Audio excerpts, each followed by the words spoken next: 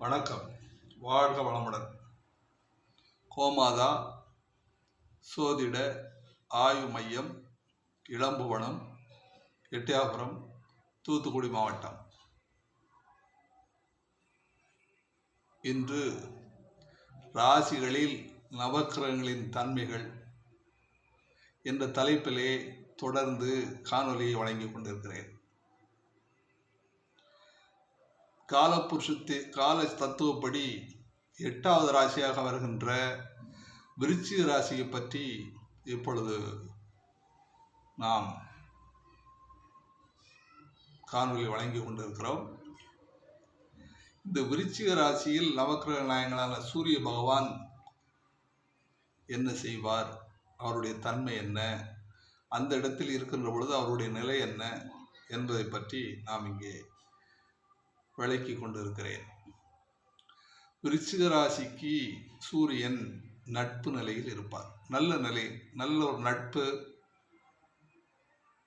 அங்கே இருக்கின்ற பொழுது இந்த விருச்சிக ராசியை பொறுத்தளவிலே சூரியன் நல்ல நிலைகளில் இருந்தால் நன்மை செய்வார்.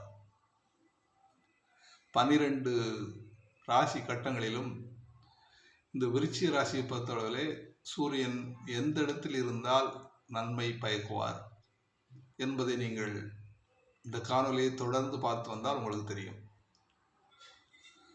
அடுத்தபடியாக புதன் இங்கே சமம் என்று சொல்லப்பட்டிருக்கிறது.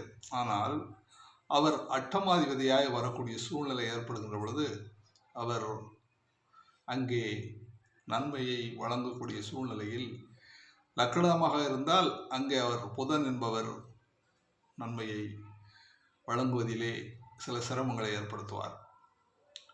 அடுத்தபடியாக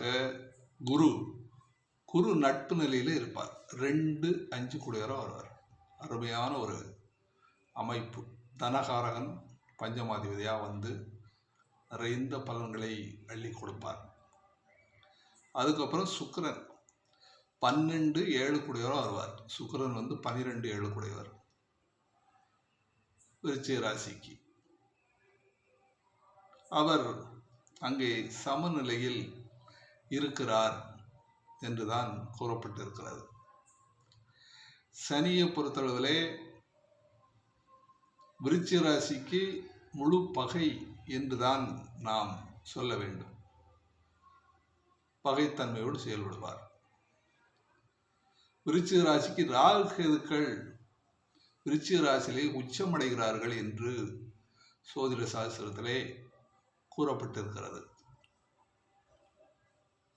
நண்பர்களே, விருச்சிக ராசியில் நவக்கிரகனின் தன்மை என்ன என்பதை பற்றி நான் உங்களுக்கு விவரித்திருக்கிறேன்.